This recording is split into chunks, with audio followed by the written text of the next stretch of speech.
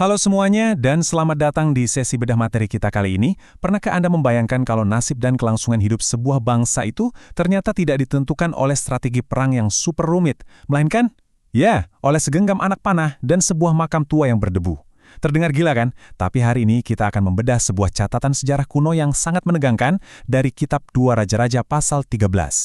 Yuk, langsung saja kita mulai ceritanya. Oke, sebelum kita masuk lebih dalam, coba pikirkan pertanyaan ini sebentar.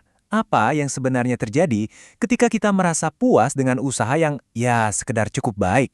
Maksud saya, apa konsekuensi nyatanya kalau kita cuma setengah hati, padahal kelangsungan hidup sebuah bangsa sedang jadi taruhannya? Pasti fatal kan? Nah, ini bukan sekedar pertanyaan filosofis buat bahan renungan, tapi ini adalah inti dari realitas sejarah yang bakal kita kupas tuntas hari ini.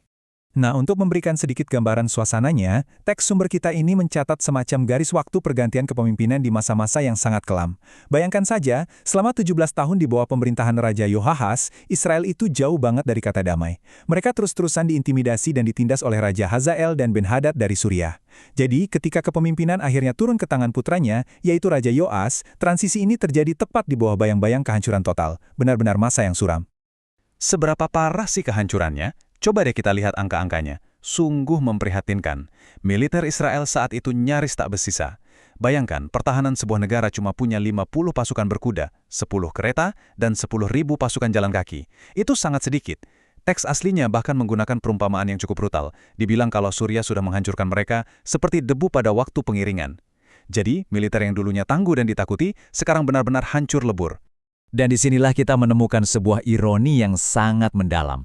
Ketika Raja Yoas yang baru ini mengunjungi Nabi Elisa yang lagi sakit keras, sang raja itu sampai menangis terseduh-seduh.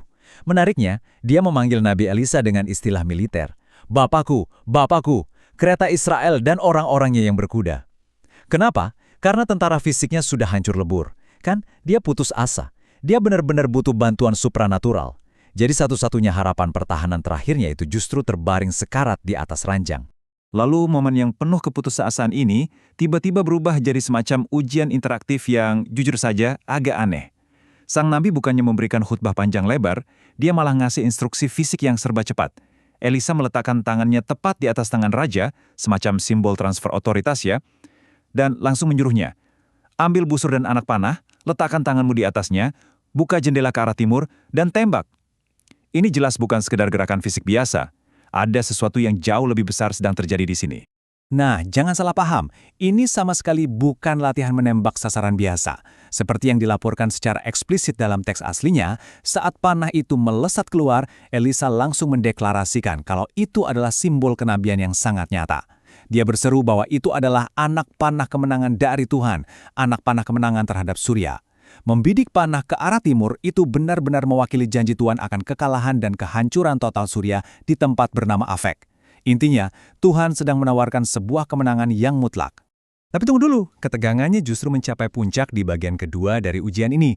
Elisa menyuruh raja mengambil sisa anak panahnya dan memberikannya instruksi yang super simpel. Pukulkanlah ke tanah. Itu saja, tidak ada panduan spesifik harus dipukul berapa kali. Dan di titik inilah teman-teman, arah sejarah bangsa itu berbelok. Ini murni ujian karakter, ujian tekad, dan ujian untuk melihat seberapa besar sih gairah sang raja untuk membebaskan bangsanya dari penjajahan.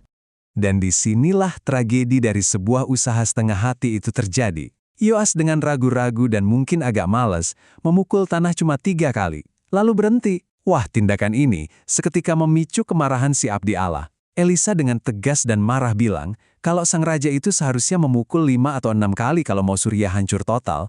Tapi karena dia berhenti di angka 3, ya ampun, dia baru saja menukarkan kemenangan mutlak dengan kemenangan parsial secara permanen. Sang raja sendiri yang membatasi kesuksesan kerajaannya. Benar-benar disayangkan, bukan? Oke, sebelum kita melihat apa dampak akhir dari kesalahan fatal tadi, teks ini tiba-tiba ngasih kita sebuah kejutan. Ibaratnya tuh kayak jump scare di film-film sinematik kuno, dan ini terjadi persis setelah Elisa meninggal dan dikuburkan. Kejadian ini memunculkan satu pertanyaan yang sangat aneh. Apa yang sebenarnya terjadi kalau ada mayat yang secara tidak sengaja menyentuh tulang belulang seorang nabi? Kedengarannya seperti cerita horor kan? Ceritanya begini, dan ini terjadi dengan sangat cepat. Di tengah momen yang super kacau, saat gerombolan orang Moab menyerang di awal tahun, ada beberapa orang Israel yang lagi sibuk mengurus pemakaman. Tiba-tiba, mereka melihat pasukan musuh datang. Karena panik dan tergesa-gesa, mereka asal lempar saja mayat pria itu ke dalam makamnya Elisa. Dan coba tebak, tepat ketika mayat itu menyentuh tulang belulang sang nabi, pria itu hidup lagi secara ajaib dan langsung berdiri. Momen ini luar biasa karena mengilustrasikan dengan cerdas bahwa kuasa Tuhan melalui nabinya itu masih aktif bekerja, bahkan di dalam kuburan sekalipun. Nah, di tengah semua aksi dan konflik militer yang menegangkan ini, teks aslinya sejenak menghentikan laju cerita untuk menyampaikan sebuah fakta mendasar.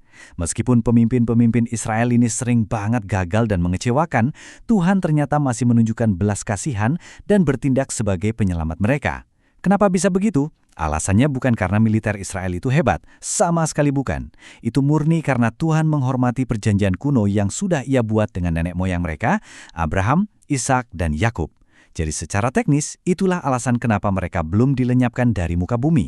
Dan akhirnya, kita sampai pada satu angka yang menjadi penyelesaian cerita ini. Angka yang tepat sasaran, tapi juga sangat pahit, angka 3. Siklus sejarah pun terus berputar. Raja Hazael dari Suriah yang kejam itu akhirnya meninggal dunia dan putranya Ben-Hadad naik tahta menggantikannya. Nah, ini dia momen yang dijanjikan tadi, saat Raja Yoas akhirnya maju berperang melawan penerus tahta Suriah tersebut.